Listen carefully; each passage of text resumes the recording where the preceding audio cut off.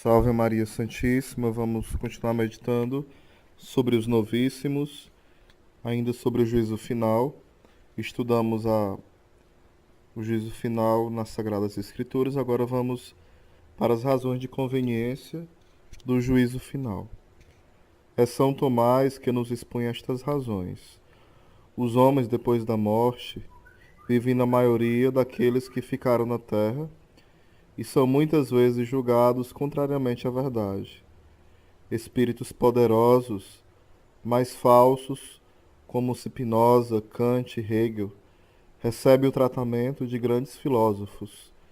Falsos profetas e heresiarcas como Lutero e Calvino aparecem considerados por muitos como mestres do pensamento religioso, ao passo que se despreza olimpicamente grandes santos e grandes doutores. Vê-se-á então o que valiam muitas histórias de filosofia, muitos estudos sobre as origens do cristianismo feitos com exuberância de crítica e espírito absolutamente racionalista. Vê-se-á que as suas constantes variações e contradições provêm de um erro fundamental, a negação do sobrenatural. Conheciam também todas as mentiras dos estados, dos pretensos grandes políticos, todas as mentiras dos hipócritas, que se servirão da religião em vez de a servirem. Todas as máscaras cairão.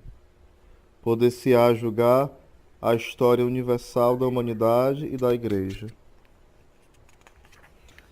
Vendo os acontecimentos já não apenas sobre a linha horizontal do tempo, que flui entre o passado e o futuro, mas sobre a linha vertical que liga estes acontecimentos ao único momento da eternidade imóvel. Serão descobertos os segredos dos corações, como anunciava o velho Simeão em Lucas 2, versículo 35. A propósito da primeira vinda do Salvador, vinda que constitui a figura da última, os fariseus, Caifás e Pilatos serão definitivamente julgados e a verdade livrar-nos-á de todas as mentiras que tanto mal terão feito. Já que Deus existe, urge evidentemente que se restabeleça a verdade e lhe pertence a última palavra. Além disso, abundam os imitadores dos defuntos, quer no bem, quer no mal. O mal é mais fácil de imitar e procura fazer-se passar por bem. Também é preciso que se reconheçam a verdade e a justiça sobre este ponto. Bem-aventurados aqueles que têm fome e sede de justiça, porque serão saciados. Os efeitos das ações dos homens perduram, às vezes muito para além da morte deles. As doutrinas de Ario e de outros heresiarcas perturbaram as inteligências e as almas durante séculos, ao passo que a influência da pregação dos apóstolos exerce-á até o fim do mundo. Tudo isto se há de ver à luz infalível do juízo de Deus, o que só no fim dos tempos poderá ter lugar. O Catecismo do Concílio de Trento diz em resumo: a justiça divina exige que os bons recobrem a sua reputação, muitas vezes atacada pelos malfeitores que triunfavam. Além disso, tanto o corpo como a alma devem receber o castigo ou o prêmio que merecem. O juízo universal deve, portanto, seguir-se a ressurreição geral. Este juízo obrigará também todos os homens a prestar a justiça de Deus e a sua providência, as homenagens que lhes são devidas. É Jesus Cristo que há de proceder a este juízo, porque é ele o Filho do homem, porque se trata de julgar os homens, e porque ele próprio foi julgado injustamente por juízes perversos. Mas é conveniente que o dia do juízo final seja conhecido só por Deus, porque o fim do mundo depende unicamente da sua livre vontade. Com efeito, só terão lugar, depois de completo, o número dos eleitos, e este número só pode ser fixado pela pessoa que predestina. Os apóstolos julgarão juntamente com Cristo, como Jesus anunciou, e também voluntariamente os pobres que tudo abandonaram por amor da verdade e da justiça para seguirem a Cristo. Aquele que se humilhar será exaltado, e realizar-se-ão nessa altura plenamente as palavras do Magnífico. Depois os poderosos do trono, e exaltou os humildes. O julgamento dos orgulhosos e o julgamento dos humildes.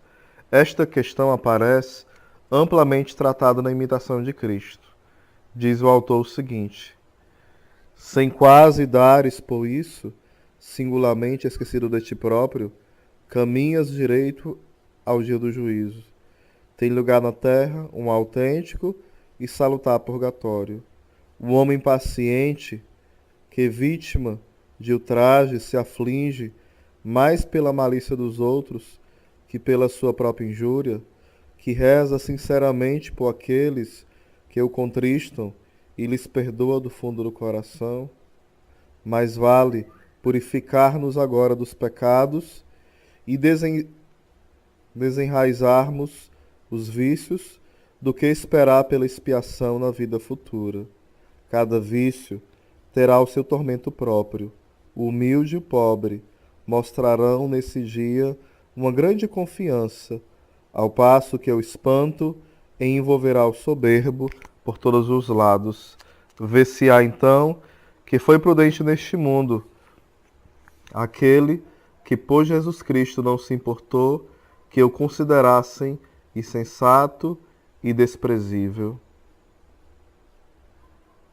Feliz daqueles que ouviram como Bernadette de Lourdes esta palavra: não te prometo a felicidade nesta vida, mas na outra.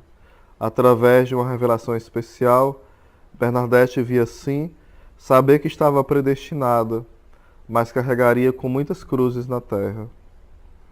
As cruzes, suportadas com resignação, constituem sinal de predestinação, nos diz São Tomás. Estas cruzes que chovem valem mais que uma chuva de diamantes. Depois da morte, havemos de compreender tudo isto. A providência aparecerá então de forma absoluta e irrepreensível em todos os seus caminhos. Que nós encerramos essa parte de meditação a nível teológico sobre o juízo final. Depois nós vamos também meditar sobre o que os santos nos ensinam sobre isso. Também um daqueles que foi revelado que ele seria, de fato, já era salvo, no sentido de ser predestinado como Santa Bernadette, a qual falava Garrigou Lagrange, é São Francisco de Assis. São grandes mistérios de Deus. Que Deus nos abençoe e nos dê a graça da perseverança final. Deus nos guarde, nos dê a cada dia a graça de desejar viver a vontade de Deus, sem presunção, sem meios termos, mas de todo o coração. Que Deus nos abençoe e nos guarde sempre, nos livre de toda a tentação de sermos presunçosos, orgulhosos, e nos dê a santa humildade. Amém.